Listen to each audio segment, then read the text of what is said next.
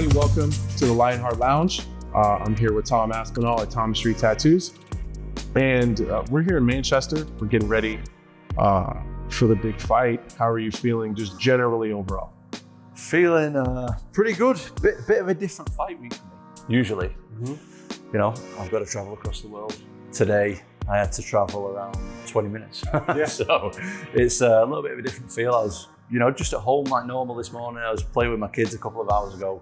A little bit different to my usual fight week. But to answer the question, I'm feeling like it's fight week and I'm ready to, same as ever. Right. Is there more stress being close to home and worrying about not getting into that fight mindset sooner? You know what? I don't really worry about stuff like that, to be honest. I always resort back to, I feel like fighting can be overcomplicated massively. You can just overcomplicate it in your mind.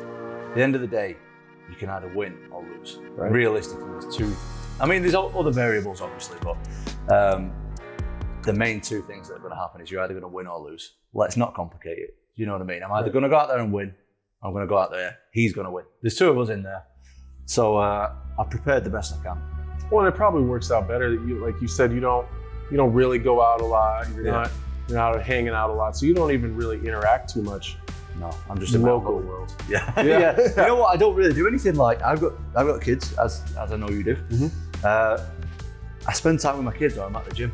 Right. That's basically it. Like that's basically what I'm doing day by day. I've been training for this fight for a long time. I've known about the fight for 3 months, so I've been training. And did it once before. I've done it once before. Yeah. So this is as prepared as I'm going to be. Like I said, I can either go in there and win, I can go in there and lose. But I've tried my best. So in training camp, I've done everything that I can. Got all the top sparring, done all the S&C workouts and all the drilling that I can do. Let's just go and see what happens. I love that. Well, you do spend plenty of time getting tattooed, obviously, so we're doing something a little bit different. And I just kind of want to know about them a little bit. I feel like fighters, all of us are covered in tattoos, and I always feel like there's a story behind them, and I always want to know those stories. So, what was your first one? I don't know. See, most of my tattoos now are cover-ups. Most of them. I had so many bad tattoos. You know what it was? I had some. Me too, still. I've still got bad ones as well. Right. I'm still like trying to work my way through. What it was is, I had some ones that I thought were okay on my arms and stuff. Then when I got my back, it was a completely different style. So I was like, right, I'm gonna have to get my arms redone. But my first tattoo, I had a tribal, similar to what you've got. Yeah. Up here, but it's covered now.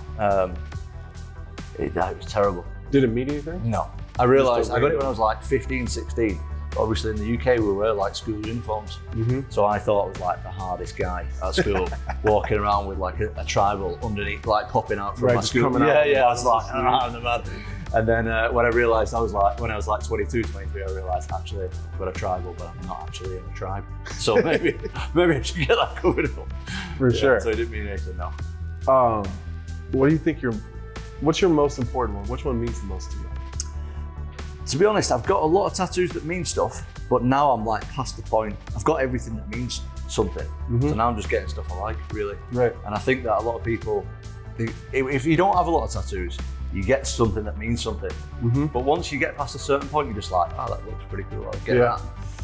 But I've got like my kids' names and stuff, date of births and stuff like that. Obviously means a lot to me. There's not a lot that means more than that. For sure. I feel like I spent so much time trying to make sure every one of them meant something. Yeah. Down to the point where like, I don't know, here's like a general idea. Yeah. Just draw something and I'll give it. I mean, you get past a certain point where you've got a lot of bad ones. Ideas. Yeah, you get a lot of bad ones, a lot of good ones. Like, there's not much. I just get stuff that I think looks good. And then most of the time, a couple of years later, I think it doesn't look that good anymore. I need to cover that. I need to cover that up with something else. So that's how my tattooing journey's going at the moment. I've still got a lot to do. I feel like your back piece popped up quickly. Yeah. Did you just... I think that was done over about a year, I think. But I was injured. That's probably why it seemed like... Right, I feel like I seen you one time, and then the next time I seen you, like, holy hell. You spent a lot of time with 50 hours. 50 hours. Yeah, I mean... Is that the most painful one? Well, I actually numbed that a lot. See, I would never get tattooed without numbing cream anymore. Really? Do you get tattooed without numbing cream? I do. It's a break. So I'll go... Once I hit the 5 or 6 hour mark, then they'll spray some of the, like a little bit of the numbing cream just to get me through the rest of it. Yeah. But I never started with it. I keep seeing all these football players where they go like under anesthesia. Yeah, and they get their entire torso tattooed. I just don't think I could do it. I would feel like a cheater. Yeah, I'm the same, but also, I don't know. I can't do any more than like 4 hours anymore. As I've gotten older, it's gotten older. When I was younger, I could go forever. I don't know. I think when you're new to tattooing, it's like you get a bit of an adrenaline rush and everything. It's like, oh yeah, this is like not too bad. But now I'm just so over it. I'm over it before I'm even in the shop. Do you know what I mean? I'm like, oh, I can't go do this today. I don't want to. There's been times I've started and 10 minutes in, like, Dad, I'm not really feeling it today. Yeah, you're too far in. When I was on my back, I got an infection as well. One of my tattoos got infected, and that was horrendous. That was absolutely horrendous. Like it never, like you'll know exactly this. You're supposed to have a bit of time off for training and stuff. I just never do. I just train like the day after. Yeah. And then, fortunately, one of them got infected. That was horrendous on my back. I was in a lot of pain with that. Yeah, we don't want to do that. Well, let's talk about some fighting stuff. I think it's interesting to me that there's not that many guys that have defended interim titles. Yeah. You know, kind of. I think I think people should look at it and give you a lot of credit for that, because you know, it's just call it what it is. It's super risky. Yeah. I mean, you have a pot of gold if you just sat and waited. But I don't think that that's really your personality too much, to sit and wait for someone else to. You seem like a person who wants to control their own destiny. Yeah. Not wait around and hope John fights or hope Stipe fights again. Yeah. Well, at first, I was decision. yeah, I should be next to the interim. And I did a lot of complaining about it online and stuff. But you know what? Like, what else am I going to do with my life? I actually really enjoy, and everyone's in fighting for different reasons. And I see that a lot more as I kind of stay in the game, progress in the game to higher levels and stuff. You start realizing, like, right, this guy wants a money fight, this guy's trying to get a bit more famous and push his brand a bit more. Like, I genuinely love me sticking a pair of gloves on, stick the other guy a pair of gloves on, taking our shirts off, going in and finding out who the better guy is. That's what I absolutely like. That's literally what I'm in sport for. Like, all the other stuff's cool. Like, the money's cool, the fame's cool sometimes, and all that. You know, and being able to look after your family through doing something you love is amazing. But ultimately, I would do it for free. Like, I was doing it for free for a long time. Yeah, we spent a lot of time. Yeah. And there is no feeling like being in the changing rooms, getting your hands wrapped and feeling the walls vibrate through the noise of the crowd, and knowing that you're going to have to walk out there in front of them people with another guy who's got his shirt off as well and his gloves on, and you're trying to finish him and he's trying to finish you. There is no feeling like that, and I absolutely love it. Okay, so with that said, has this Curtis Blaydes fight kind of always been, because I think what fighters don't like is where there's not a defined finish. Like, we never found out who's better. Is it Tom Aspinall or is Curtis Blaydes better? Yeah. That's always bothered me, because that's the matchup that I've always been super excited about in the heavyweight division. Maybe that's not the quote unquote sexy one that everyone's pining for. I felt when that was over, like, I felt bad that you've gotten hurt, but I also felt bad that neither one of you guys had any finality, that you don't actually know who's better. Personally, if I lose a fight, some guys, it doesn't really bother me. Like the Glover Teixeira fight, he beat me from pillar to post in the last 2 rounds. I sleep just fine on that one. It just is what it is. Like, for example, the Johnny Walker fight bothers you. Yeah. So was that one that bothered you and you wanted back, or has it kind of just been whatever? No, I want it back, of course. I've got an ego just as any other fighter does, you know what I mean? I don't like, you know, it was an injury, but it goes down to loss. And not only do I want to find out who the best guy is, like, say, as a competitor, like, I want to find out who's the best, me or Curtis Blaydes. And sometimes, you know yourself, it's not even just who's the best, it's who's the best in that 25 minutes. It's not necessarily who's the best. Just in that particular 25 minutes, who's the best then? But yeah, I've got a loss to him on the record, and that annoys me. Do you know, like you say, Curtis he's a quiet guy, he's a nice guy from what I know of him. I like him a lot as a person, but professionally, we have a huge problem. Right, you have something to figure out. We need to figure it out, yeah, exactly. How long have you been planning on defending it, kind of knowing that John and Stipe are going to take a long time? Well, or did it just pop up and you were just kind of pop. If you're going to tell me that they're going to bring an event to Manchester and you think that I'm just going to sit there and watch it, that's just absolutely ludicrous. It's just never going to happen. Right. Like, I would fight anybody in Manchester. You know? Like, when I first started this sport, I've been a fan of this sport forever. I've been involved in martial arts since I was like 8 years old.